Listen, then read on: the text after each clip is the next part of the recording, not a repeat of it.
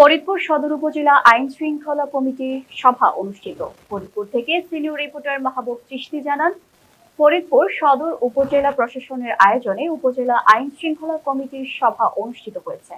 গতকাল সোমবার 11 মে দুপুর 1টায় ফরিদপুর উপজেলা পরিষদের সভাকক্ষে এই সভা অনুষ্ঠিত হয়।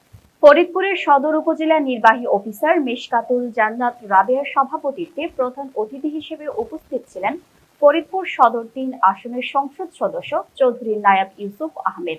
এ সময় ফরিদপুর সহকারী কমিশনার ভূমি শফিকুল ইসলাম, ফরিদপুর কোতোয়ালী থানার ভারপ্রাপ্ত কর্মকর্তা মাহমুদুল হাসান, কোতোয়ালী থানা বিএনপির সেক্রেটারি নাজমুল হাসান চৌধুরী রঞ্জন, জাতীয়তাবাদী কৃষক দল ফরিদপুর জেলা শাখার সভাপতি রেজাউল ইসলাম, ফরিদপুর মহানগর যুবদলের সভাপতি বেনজির আহমেদ তাওহিদ সহ বিভিন্ন সরকারি দপ্তরের কর্মকর্তা, ইউনিয়ন পরিষদের চেয়ারম্যানগণ, রাজনৈতিক নেতৃবৃন্দ এবং সংশ্লিষ্ট সংস্থার প্রতিনিধিগণ উপস্থিত ছিলেন।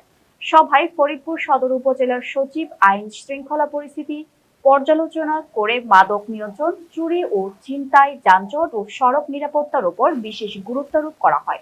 এ সময় বক্তারা বলেন, আইন শৃঙ্খলা রক্ষা কেবল প্রশাসনের একার দায়িত্ব নয়, জনপ্রতিনিধি, সাধারণ জনগণ এবং আইন প্রয়োগকারী সংস্থা সবাই মিলে ঐক্যবদ্ধভাবে কাজ করলে আমরা একটি নিরাপদ ও সুন্দর ফরিদপুর সদর উপজেলা গড়ে তুলতে পারব।